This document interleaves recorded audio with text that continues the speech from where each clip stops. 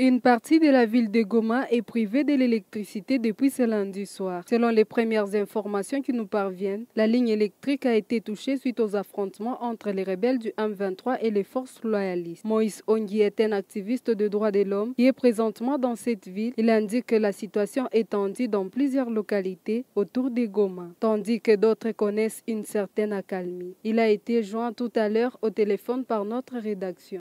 Alors, la situation sécuritaire, elle est vraiment tendue.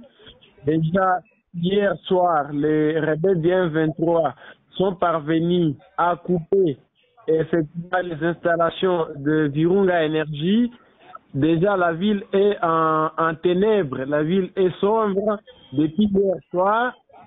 Au côté de Nyiragongo jusqu'au niveau du territoire donc de Rutshuru jusqu'à Nyiragongo. Le cessez-le-feu n'est pas rompu officiellement, mais les combats font rage. Ceux qui sont opposés au M23 sont essentiellement des milices d'autodéfense. Il s'agit particulièrement du groupe dit de Wazalendo. C'est que les forces armées de la République démocratique du Congo continuent à observer officiellement le cessez-le-feu, bien qu'officieusement, il y a certains militaires qui se joignent au Wazalendo et qui essaient un peu de faire face à des éventuelles provocations de rebelles. Mais ce qui est sûr, c'est que ce sont les jeunes de l'autodéfense, les Wazalendo, qui sont vraiment engagés sur la première ligne de front et qui essaient un peu de faire face aux multiples provocations de rebelles.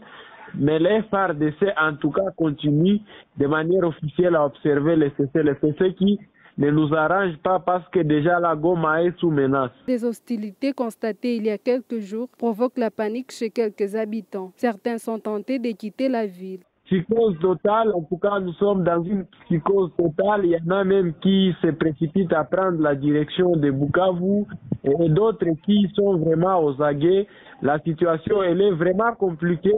Et nous pensons que le gouvernement au niveau national, au niveau de Kinshasa, devrait tout mettre en œuvre pour que ça soit maîtrisé. Déjà, le chef d'état-major général de FARDC est arrivé ici dans la ville depuis hier.